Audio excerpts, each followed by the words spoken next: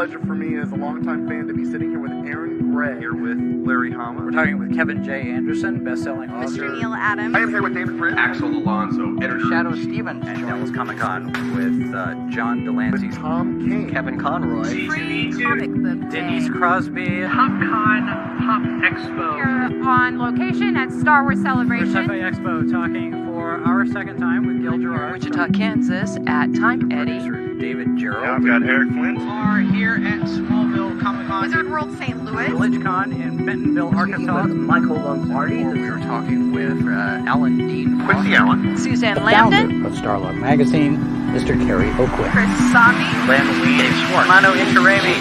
Jason Aaron. This is Sci-Fi for Me, your portal to the science fiction multiverse.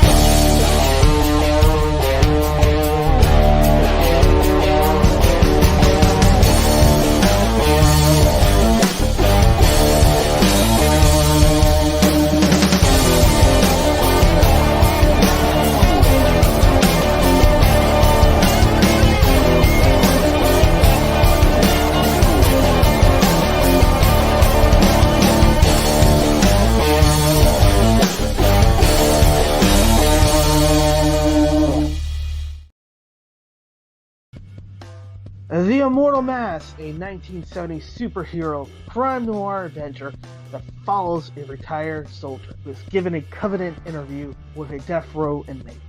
What he learns from the interview thrusts him into Atlanta's shadowy underworld. He'll have to utilize his military training to survive from being hunted for the information that could topple the most powerful ruling class in the city.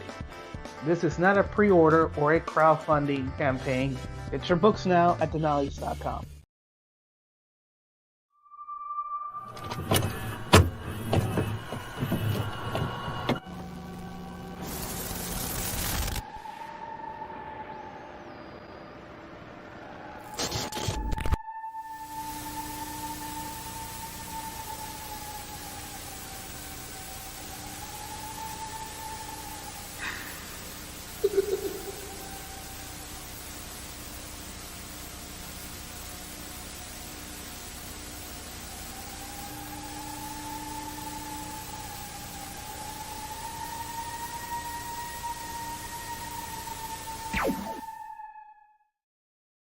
"25 seconds to curtain, folks."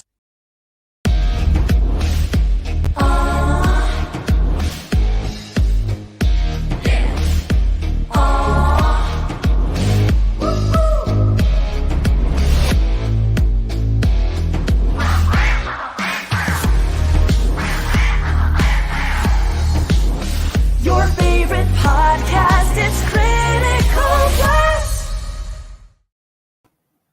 Good evening, everyone, and welcome to the Critical Blast podcast, the place where pop culture gets blasted. I'm your guest host, Damascus Mincemeyer. Our regular host, RJ Carter, has been abducted by Martians and is trying to find his way off the Red Planet, but I'm sure he'll find his way back to Earth by tomorrow. In the meanwhile, we have with us tonight Matthew Mark Hunter, the filmmaker, and we're going to discuss my favorite topic, which is horror. And he has a proposed movie, Nightmares Unleashed, that is going to be crowdfunded. And hello, Matthew. Welcome to the show tonight. And I like to ask all of my guests this, which is, who are you? What do you do? And why do you do it? My name is Matthew Mark Hunter. Thank you for having me also. Creator of Mhm. MMH Productions in 2017. And since then, we've created over 220 horror films and a YouTube's G-rated kids show. A lot of the horror aspect I do is because it's fun, enjoyable. Like Nightmares Unleashed, Mhm. it's a brand new creative idea. Not it's a remake of a short film that was also an original idea. So we like trying to bring in new ideas into the horror indie scene. And then the kids show aspect I did a lot because I loved the other side of entertainment. So I do horror and kids, get both audiences, and then it's just always fun to do both. Mm-hmm. Yeah, I like the idea of doing a kids show like Muppets, except maybe doing evil Muppets or something. That'd be kind of funny. So I've read up on you, and you're 22 years old, and you started making films when you were 17, I think 18, something like that. And you've made a lot of movies since then. What is it that drives you to do this? The first film I created was in 7th grade. I had my mom's 90s camcorder, and I made a fan film of Puppet Master. And of course, everyone thought I made the puppets myself because no one really watched that kind of horror film or horror films in general. But I watched horror at a very, very super young age, and it was anything goes really on what I could watch, which plays a part, in course, in being involved in movies. But I went to Cuyahoga Valley Career Center as a summer camp my freshman year, and I applied to get in my junior year of high school, and I got accepted into it, which is a film program. You do half a day with high school, so half the day I'd be in high school hating it, and the other half I'd be at the film school getting A+ and everything and making awesome horror films. So I did that for 2 years, and that's what really got me into making the films, started the MMH, and my original group of friends who would film every single weekend a different horror film. Excellent. That's I love seeing someone have such passion for that at such a young age. I was kind of like that. I was like a comic book nerd, but I started when I was like 12, doing that. But I love seeing other people who had that same sort of passion. That's a very admirable trait. What were your influences growing up? Like what filmmakers and what movies did you really gravitate to? I started with Charles Band and Full Moon, of course. It's the Full Moon spectrum, which is why I did the Puppet Master fan film. I now have all the movies on DVD. I have all the replicas, the toys, everything like that. So they were a big influence on when you become a filmmaker, because a lot of the movies I make involve toys and puppets, and I do my own puppeteering and movement on them. The Willies also were a big inspiration for me, the film The Willies. I used the ideal poster, and we made a film with almost the same poster we had created. My first feature film back in 2017, it was a quote we took from the film that we readjusted for my first film. So little parts of that are here and there in certain aspects. And then when you get older, I got into Trauma with Lloyd Kaufman. So that was another big inspiration for me for those two. Trauma and Full Moon were really the two by me to get me going on making movies. The common feature between those is that they're like, I don't want to say like homemade horror, I guess you might say, but they're like a filmmaker can look at those and you can say, I can do that. Like, you're not going to be able to make a $200 million movie yet, but you can look at a Trauma film or a Full Moon production and say, you know what, this can be done. I can do this. I kind of like that. Yeah, that was a big knowing. And then, of course, while you're growing up, you watch the behind the scenes of how they do it also as a kid. And then you're like, see what I can do with that. Mm-hmm. What are your favorite Troma movies? Of course, Toxic Avenger. Mm-hmm. I like Bugged. Mm-hmm. Bugged. I like that one with the mutant crickets. Mm-hmm. Class of Nukem High. Rabbit Grannies. Mother's Day. That's a Those funny are a few one. good ones. I loved. I think my all-time favorite Troma movie is Redneck Zombies. That one's probably my favorite. I also like Tromeo and Juliet and Terror Murmur. Those are one of my favorites. Oh, and Surf Nazis Must Die. I just like that movie. It's just bizarre. But I like I think Redneck Zombies is my favorite. That had some serious gore at the end, even though it was funny. I like the combination. I like the combination that Troma has of like humor and horror. That's probably my favorite combo. Oh yeah, because I know I like Bloodhook also, just for the idea of that. But yeah, and thankfully with what Troma's doing with the indie films too, it made us be able to get some of my films on Troma now streaming also, which is great for the indie community. Excellent. So you've made 220 films. Like, what are your favorites of all those? Like, for our audience who don't know you, like, tell us what your favorites are and what they're about. Well, one of them, of course, is Nightmares Unleashed, the short film version, but we'll talk about that, of course, later. Right. Danny Hall, the Killer Crab Elf was one of my favorites, which is available on YouTube, the full feature, and it's a boy who puts his hand in mutant barrels and soon has a crab hand and elf shoes. All his swear words, he can't swear anymore. It comes out Christmas, like Merry Fruitcake and things like that, or Son of a Snowman. But it has a lot of cool kills in it. It was just a fun thing where we put a thing out there saying, if you want to be in a film, let us know and we'll write you in the film and we'll kill you off in the movie. So we had a lot of that going on. And that was one of my good ones I like. I like The Gross that just came out, which is an anthology of gross films. We do a lot of things with kids as the stars or kids as the killers. So like Tale of the Bone Collector is one of my favorites. I like Horror Realm, which has some Nightmares Unleashed aspects into it. A lot of them, it's like the earlier on ones, of course, it's when you started out, so they're not as great, but they still have a part of you like, I did that, and that's pretty sweet for that time, because the film we do, I get better at it, or I learn something new every time, which is great also, because there's so many times I see the old projects and I'm like, man, I really want to re-edit those and just do it, make it better as it is. But yeah, I'd say I got a few. I like a lot of my films, almost all of them. All have a special place. And it's just fun to do so many of them. And you've entered some of these into contests and festivals and whatnot. I mean, you've won some awards. I mean, I've seen that. You've won some major awards. Yeah, our big thing was the Independent Horror Movie Awards, which we enter a couple of our films in. Some of the films we've used as 48-hour festival competition films or the 24-hour film competition. And surprisingly, the ones that are for like the 48, we may not like get nominated for like a lot of them or win any. Like I know for the Horror 48, we didn't. We got most gore.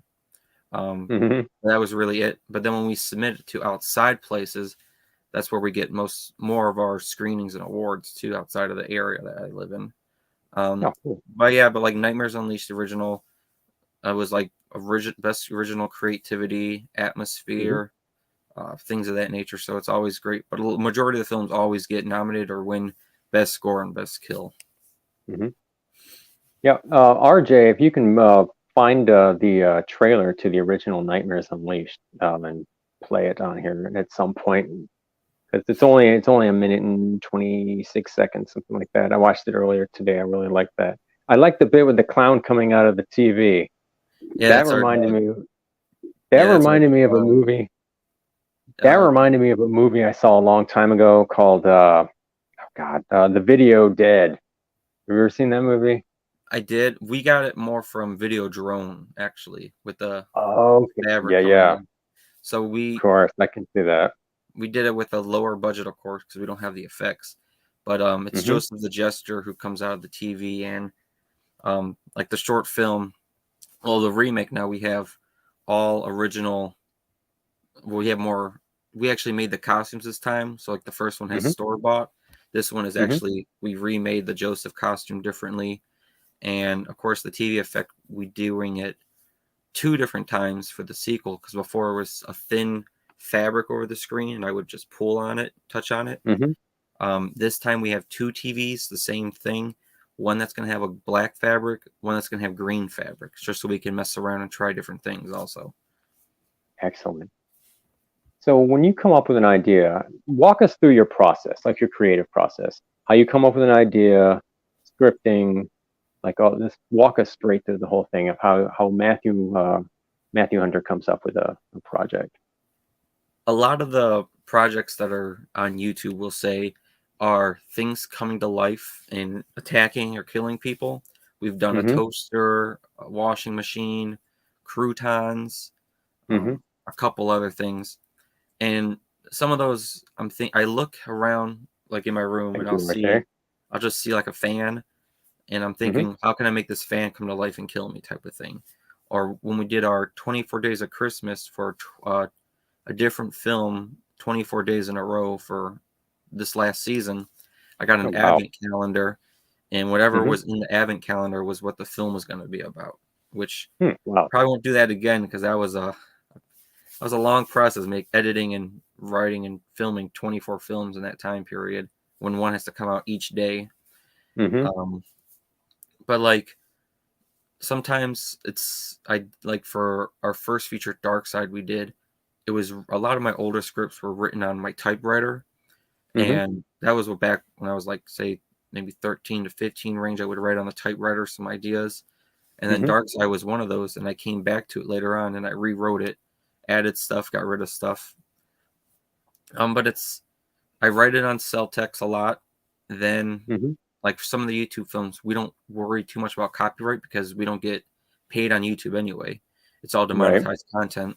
So like some films will have our Freakenstein or Judy, the Inflatable Friend.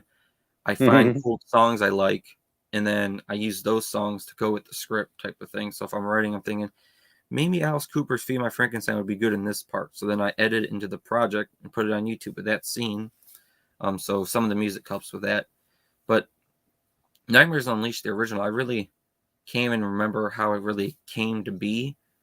It was a form of anthology type of film, but it's not an actual anthology film also, in a sense. So it's like anthology is different stories. And even though this one, she's going to different themes of subgenres of horror films, it's still the same actress, the same villain, the same things happening throughout.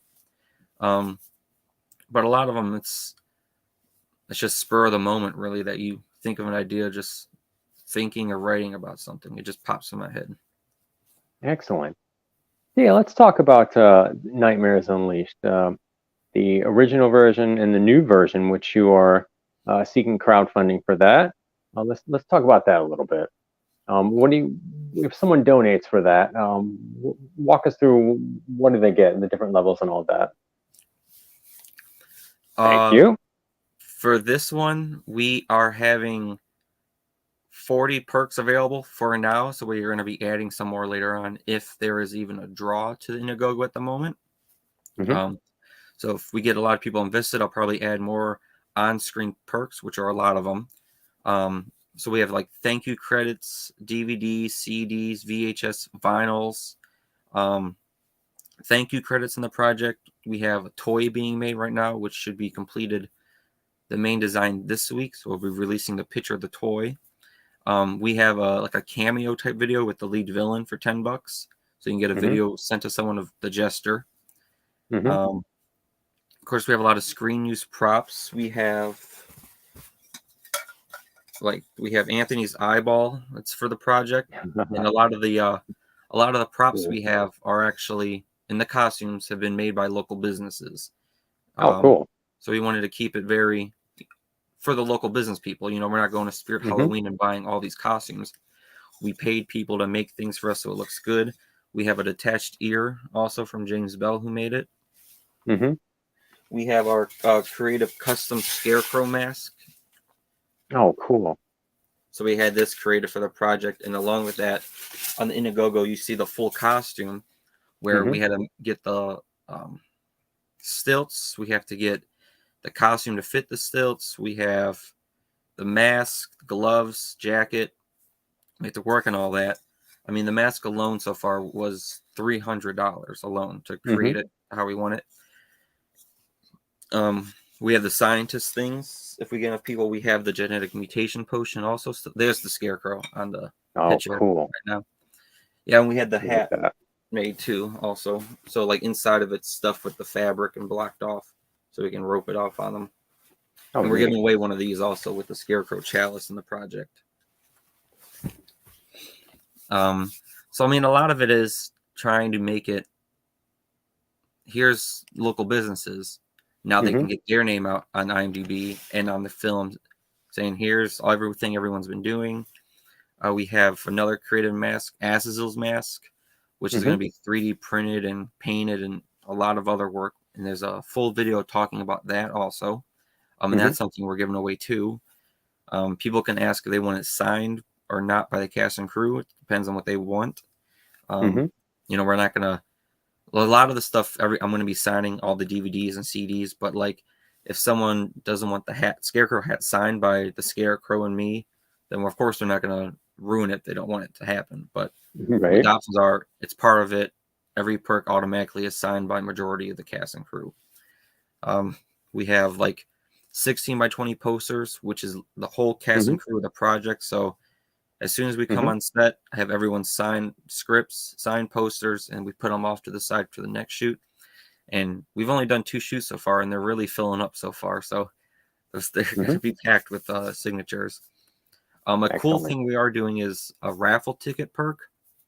So the associate producer credit is $300 to donate, or we have raffle tickets where you can buy a raffle ticket for $15, and then that's your entry into winning a $300 associate producer credit for a $15 price. Oh, cool. Which is a cool thing because that's not out there on too many Indigos. Also a way to give that away. As you see, we on there $20 for the Nightmares Unleashed toy. We have DVDs.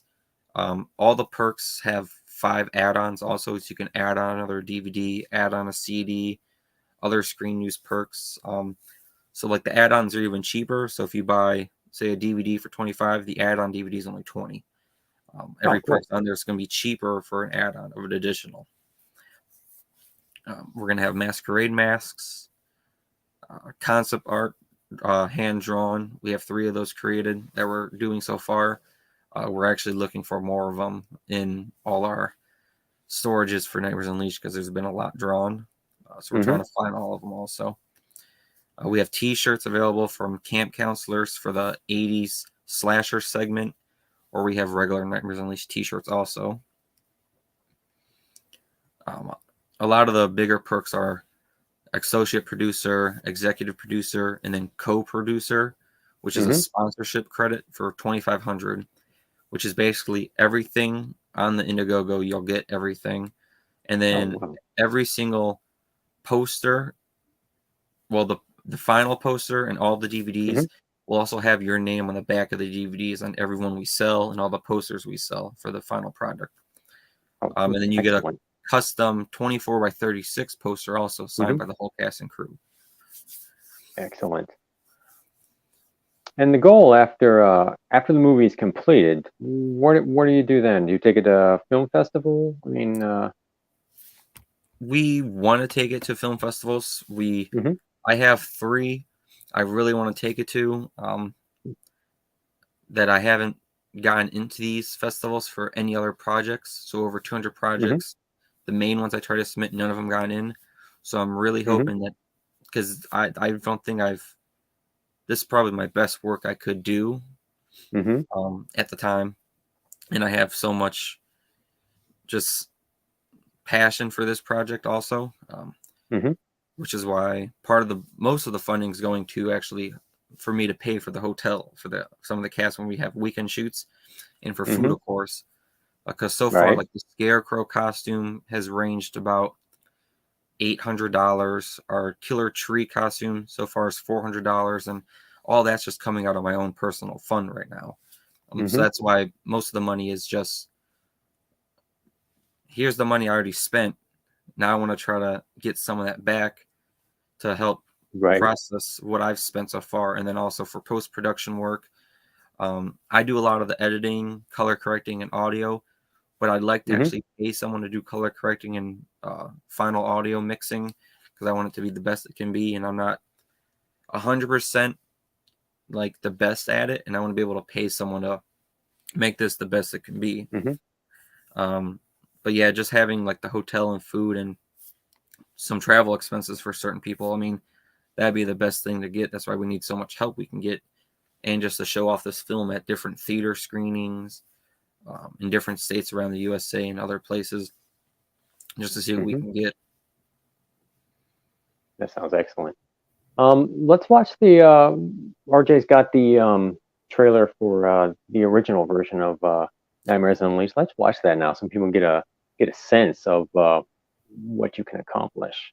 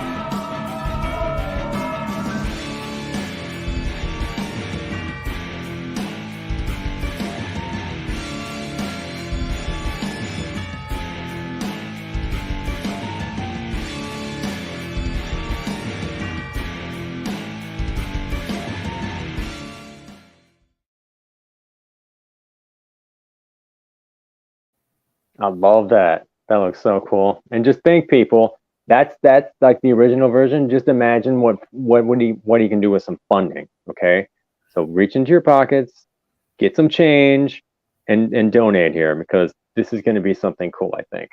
Yeah, I like that gesture. I like the gesture. It reminds me of Terrorizer and Terrorizer 2 almost.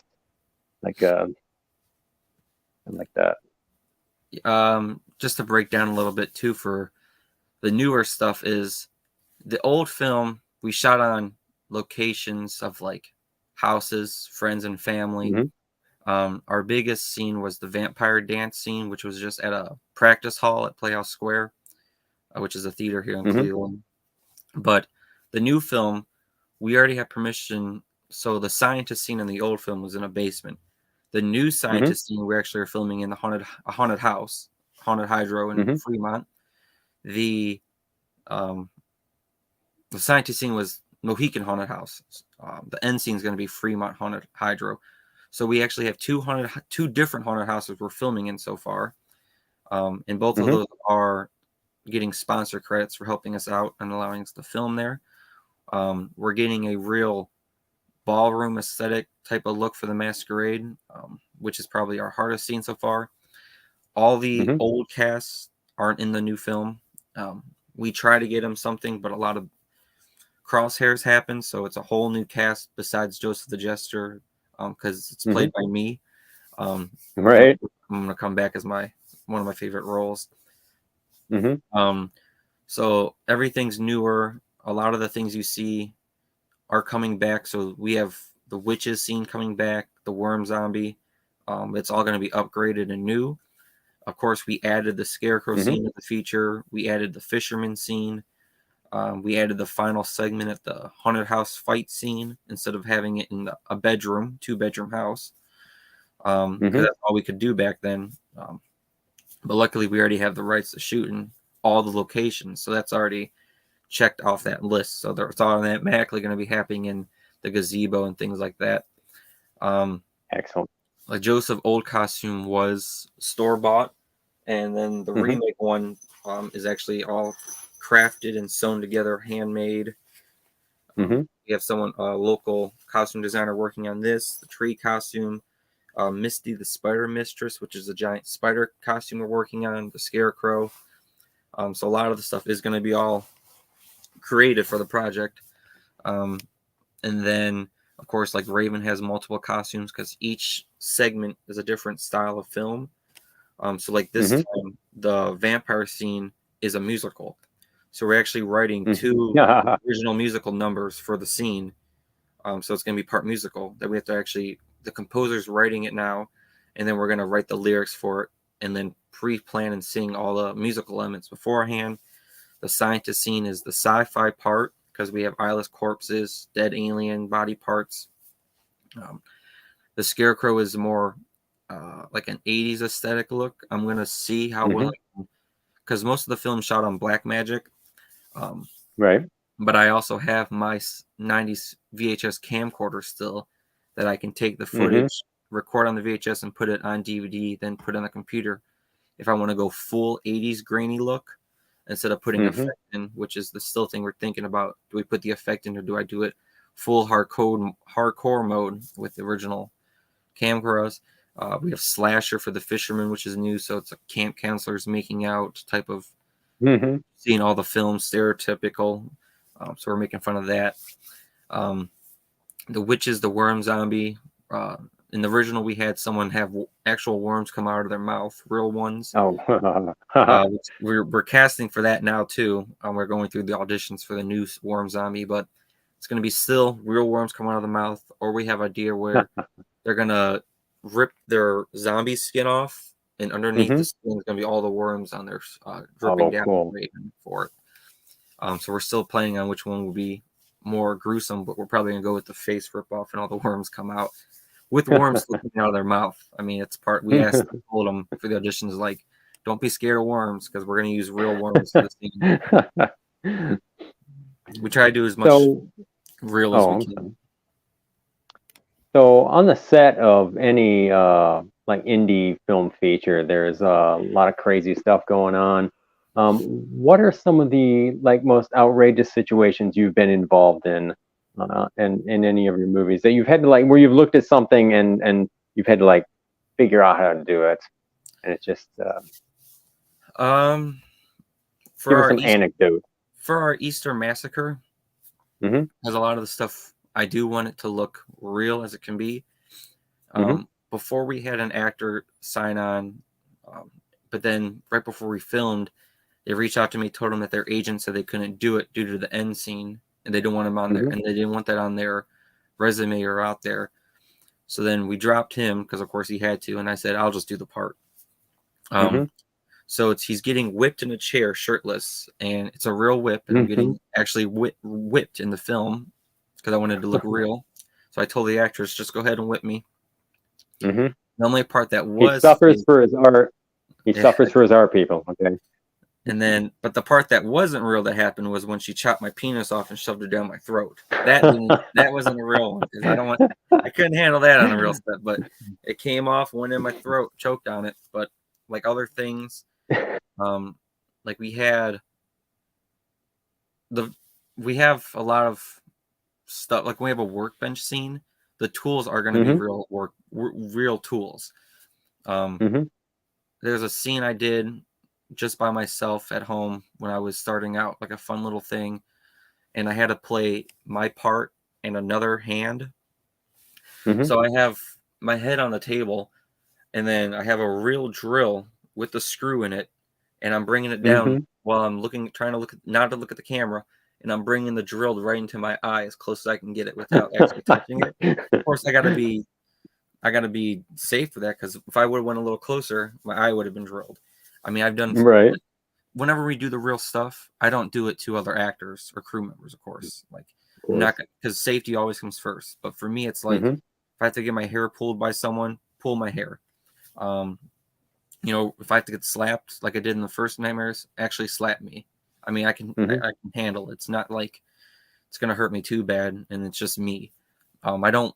Safety is a big thing, but I'm more for safety for everyone else because I know what I can handle and what, like, I'm not gonna make myself like get hit by a car for a film. Like, I'm not gonna go to the extreme with it. But I mean, little things like that. I mean, I can handle getting a little bruised and hurt every now and then for the art. I mean, it's just me, so. Nah, just call it method acting, right? I mean, isn't that what it is? Like, you know, just do it. Yeah, because I'm even. So. Oh yeah, even for like the Nightmares, I learned how to make balloon animals for one of the scenes as Joseph the Jester. So I had to practice making balloon animals, and I got the dog down, which is probably all we're gonna do in the film. How'd you come up with the Joseph the Jester character? There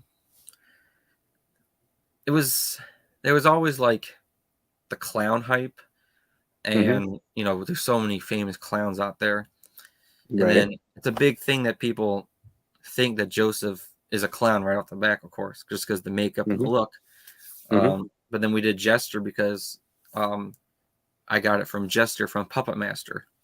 Because the original Joseph costume is a Puppet Master Jester costume that they sold from Full Moon. I had, but then for the real one, I'm thinking, well, I can't use the same one, so we have to remodel this and figure things out for that. But I think Jester just took with me more than clown because there's not as many, and because of my love for the Puppet Master series also. I mean, a lot of the cast and crew know so far that after Nightmares Unleashed, I'm already writing a sequel to it. Cool. Which cat's out the bag now for everyone online who's watching.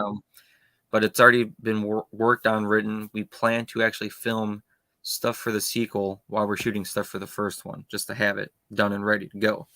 Because we already have the location set, so why not kill two birds with one stone just in case we actually do make the sequel.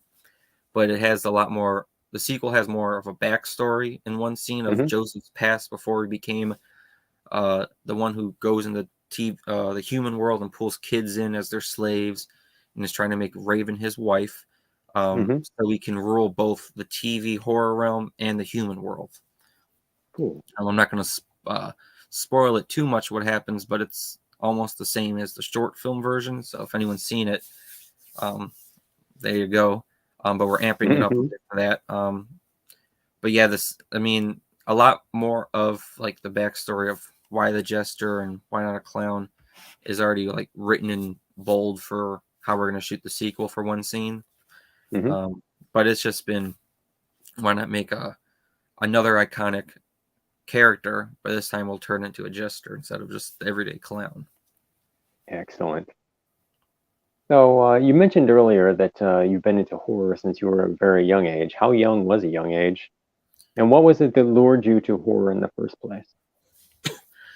I know I watched horror around the 3 and 4 range, starting out, because I know I'd go to like kindergarten and talk about horror films and how I knew, like, for an example, when I was 7 years old, Freddy vs. Jason came out, and it's really the film I remember watching first in my head, even though I watched more before that. But when I first watched it, I mean, I was obsessed with it. And that was one that my parents said, here's the behind the scenes. See how it's all fake. You know, Freddy Krueger's just makeup. All the kills are fake. Which is what I think most parents should do when they show them horror films, is just tell them it's all fake. Watch the behind the scenes. These movies aren't real. Right. But then when I go to school at that young age after watching it, and I'm able to tell all the kids how everyone dies and who dies in what order from Freddy vs. Jason. And I still do to this. I mean, still can't. But when I was a kid, I could memorize it easily, 1, 2, 3, and tell them all. And then when you're talking about like, hey, I checked Puppet Master at this young age, like 10 and stuff, and no one knows what any of these films are because it's not what they were watching. They were watching whatever came out at the time, and I always been more attracted to the 70s, the 90s era, mainly the 80s horror. Excellent, my favorite. Because even Nightmares Unleashed is all practical effects that we're trying to get on for this one. So it's just, yeah, I mean, just even at a young age, it's just like I'd watch the horror films, come obsessed with it.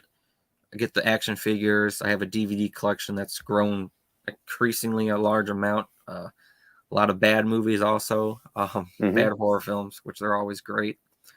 And I just sometimes those are the funnest to watch. When I first saw it, it was Killer Clowns from Outer Space. And then to this day, it's still my top #1 favorite film. I watch it once a month.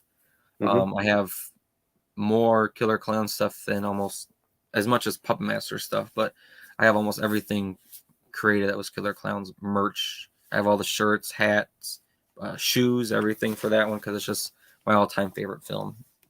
Oh, cool. So RJ is actually asking a question. There are so many different horror subgenres and hybrid genres, especially with television. Are there any scenes in Nightmares Unleashed with a take on the monsters at Addams Family? The original idea I had for the scientist scene was to make it black and white and film noir style horror. So it'd be the black and white, working with shadows, creating the characters. Well, because Anthony the Scientist is a comedic character. He's a comedic horror villain in the project. He's probably one of the more funnier ones out of all the monsters and creatures he encounters. Because he's an older man. He's obsessed with her eyes. He wants her eyes for the eyeless corpses. He's talking very, hey, I like your eyes. Where'd you get them from? Your mother must be as beautiful as you are. But he has a comedic side to him, too, as one of the main villains. But yeah, we were going to do film noir, black and white. But then when we got the location of the haunted house, I mean, let's say the new monsters. I mean, there were so many colors and black lights available and just the body parts, the alien parts, the corpses. We were thinking, let's just go full sci-fi color scale instead of making this black and white and losing all the cool color schemes we have available for us at the haunted house. Oh, cool. RJ was making a comment that his son had watched it at age 11. My first horror movie was The Howling. I was 6. I saw it on TV, and I didn't know, I'd never seen a werewolf before, but I remember I was all like, I don't know what that is, but I really like that. And I had like a kiddie version, a book version of Dracula and Frankenstein, I think when I was 7. And after that, I think was the Scary Story to Tell in the Dark books. I love the artwork in those. The artwork in those was just like mind-blowing. Yeah, I think so I go way back. The first horror book I think I remember was, I've read a lot of Goosebumps growing up. I watched Goosebumps all the time. Those are great. Those are great. I have all those because it's still great to read on. R.L. Stein's one of my favorites. My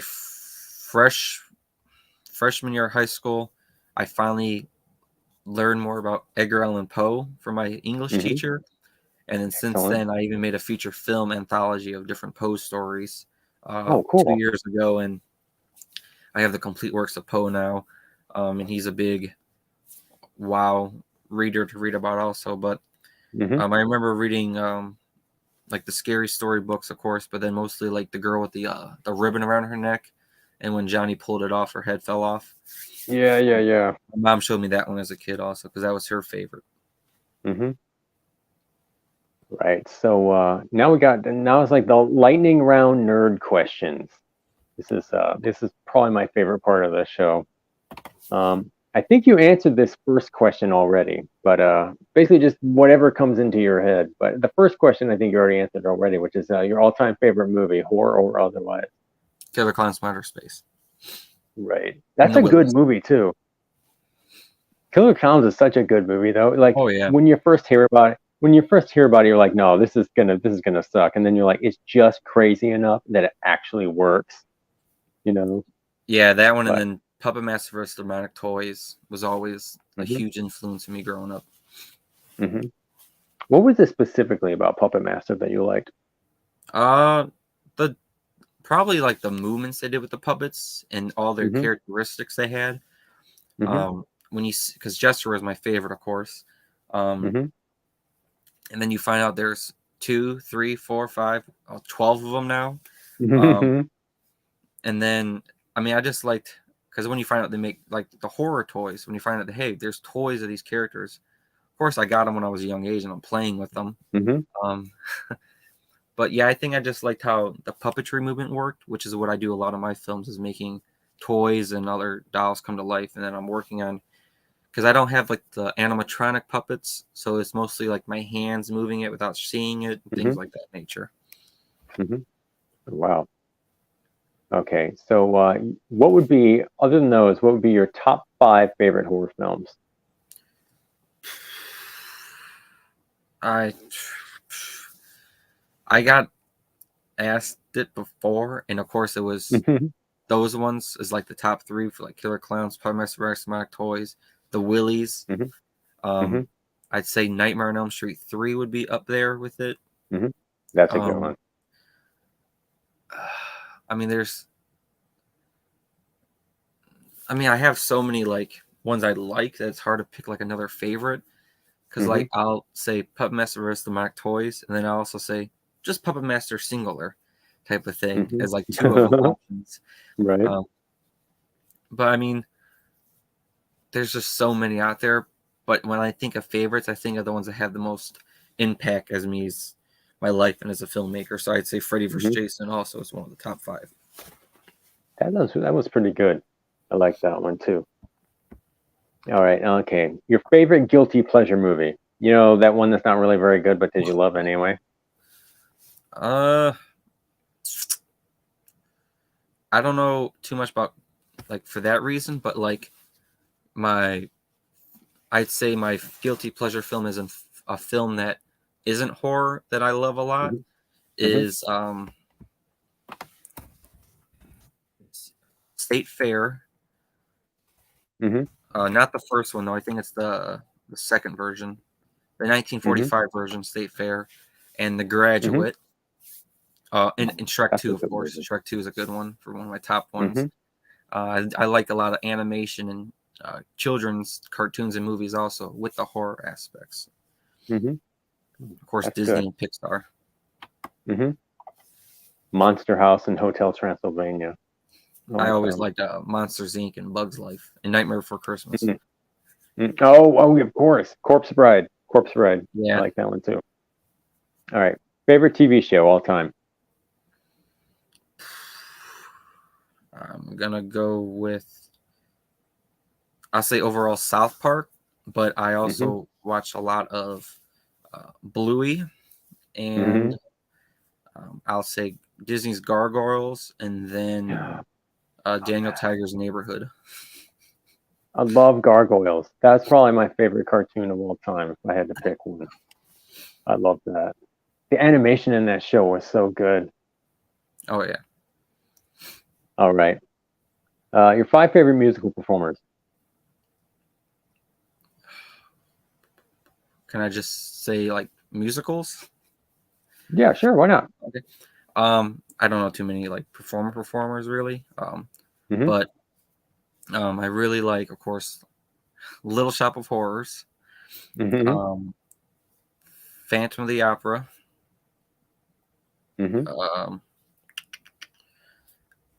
I get like the season tickets at Playoff Square near Cleveland, so I see like 6 musicals a year with the pass for that. Oh, cool. Because I was in theater for 4 years in high school, singing and dancing for the musicals. I like Evil Dead the musical. Yeah. Reefer Madness and what is it? I can't think what it's called. With Terrence, Reaper of the Genetic Opera. Of course. That was a big. I was going to ask you. I was going to ask you if you liked that one. Yeah, for the original Nightmares, like the ballroom aesthetic and the misty, like the exaggerated anatomy scene, was a big part on how I wrote the characters for Misty the Spider Mistress and then Azazel the Vampire. So Repo's a huge one for me. One of the top 3. The main guy in that movie actually had a comic book called The Molting. I read that quite a while ago. That's pretty cool, though. All right, favorite food? Macaroni and cheese pizza. Oh, cool. Favorite junk food? Macaroni and cheese pizza. I like chicken stuff. All right. Canes. What was the name of your first pet? Rocky. All right. First celebrity crush? I'd say at the young age, it was probably Chloe Grace Moretz, and then Sylvia Soska, the Soska sisters. I liked Let Me In. That was a really good movie. I like that one just as much as I like Let the Right One In. I like them both. Yeah. But you won't hear too many people say that, but I like them both. Okay, you wake up in the last movie you watched. How do you fare? Trying to think what the last movie I watched was. Oh, I finally watched X and Pearl recently. Like I finally watched Pearl and X. I mean, I think I'd be fine. I definitely would just leave the damn house. If I saw that old lady come out the door, I'm definitely running. I can run faster than her, so I'm out. I don't even care about the car. I'm gone. All right. You were a superhero. What would be your code name, your power, and who would be your arch nemesis?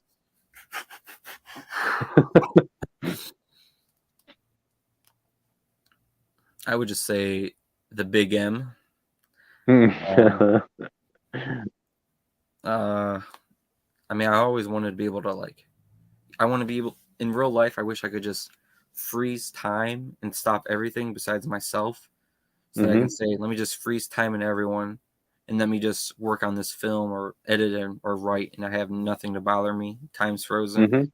Or of course, being able to teleport or fly would be cool, because then I can just travel to different spots for what I need to do and experience lots of things. And then my arch nemesis, I would try not to make an arch nemesis, so I can have a really relaxed superhero life. Okay. Right. Evil Dead 1, Evil Dead 2, or Army of Darkness? Evil Dead 2, and then Army of Darkness, and then Evil Dead 1. I don't remember anything from Evil Dead 1. I liked Evil Dead. I liked all of them. Evil Dead 1 was a lot more serious than Evil Dead 2. Yeah, I think I like the sequel. I think I like the second one more because of the comedy of it. My favorite part in Evil Dead 2 is when he puts the hand underneath the coffee can and then puts a farewell to arms on top of it. I don't know. That always makes me laugh. Okay. Good to have dinner with any 3 historical figures, living or dead. Who are they and why?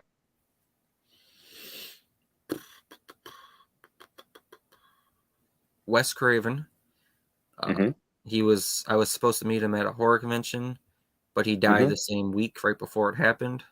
Oh no! So it sucked. The whole convention was because it was a Nightmare on Elm Street reunion also that time. So I mean, the whole cast and crew were just not into it fully, of course, because that was just it just sucked hearing that when you're getting so excited to meet him for all the things he's done, and then bam.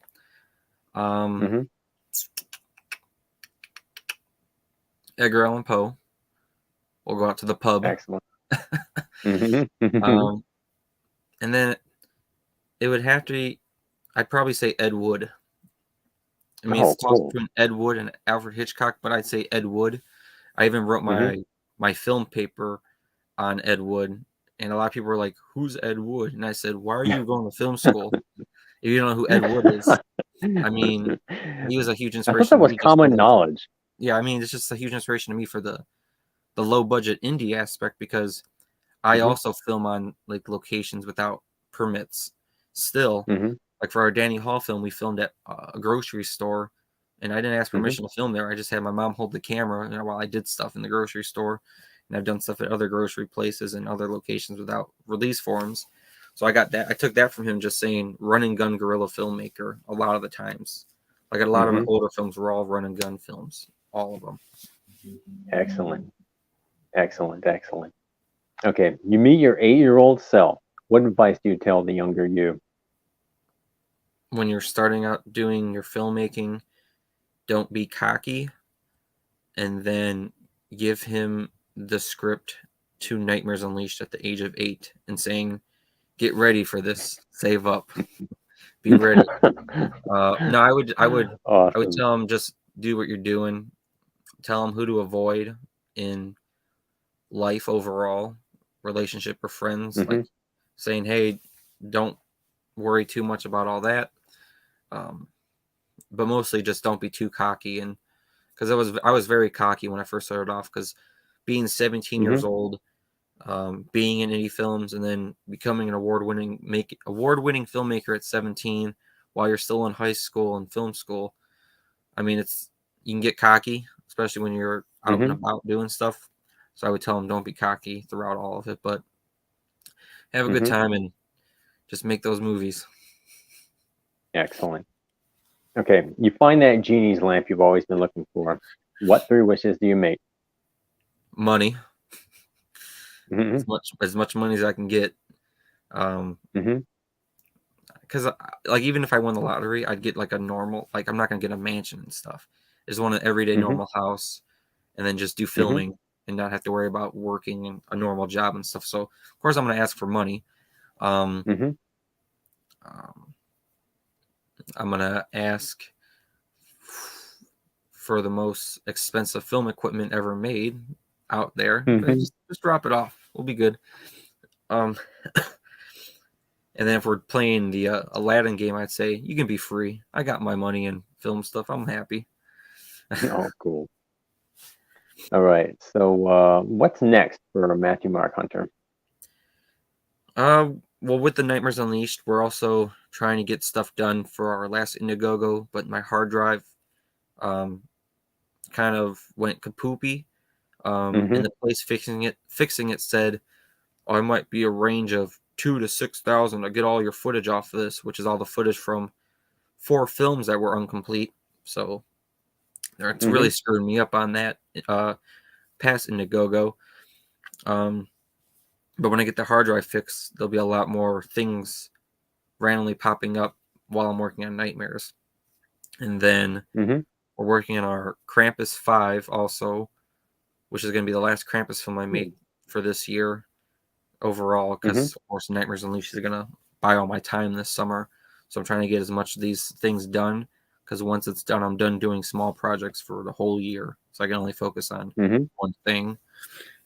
Right. So it's just Nightmares Unleashed left and right in my brain all the time. I mean, it's the only thing I'm really full on thinking about. Getting things, praying and hoping that Indiegogo does at least half the budget, half the funding, so I can at least get the hotels needed and things and food for everyone. And just life, regular job. Regular job, and then just filming stuff. Excellent. Any shout outs you want to give? Give a shout out to, of course, MMH Productions. Go to YouTube, watch a bunch of our films. MMH Productions on Facebook and Instagram, same thing for Nightmares Unleashed on all 3 of those. I want to thank Critical Blast, of course, for having me. And I want to thank Steve Strout of the Steve & Crypto Show for helping me out through all this. So I would check out the Steve & Crypto Show also on podcast available also, just because he's been helping me out a lot throughout all this. The cast and crew, all the cast and crew, and then, of course, my parents. Cool. Well, thank you, Matthew. You have been an excellent guest tonight. And whenever you get Nightmares Unleashed finished, I want you to come back to this show so we can promote it some more. Oh, yeah, for sure. I'd love to do that. Excellent. I love talking horror with you tonight. That was very fun. Right. And remember, everybody, he's got an Indiegogo campaign. He needs your dollars so he can get some cool blood and guts out there for you. Oh, or just sharing would be extremely helpful too. share everywhere. Right. That's right. Remember, and if you liked the show tonight, remember, like, share, subscribe, Critical Blast, and I'm Damascus Mintzmeyer signing off.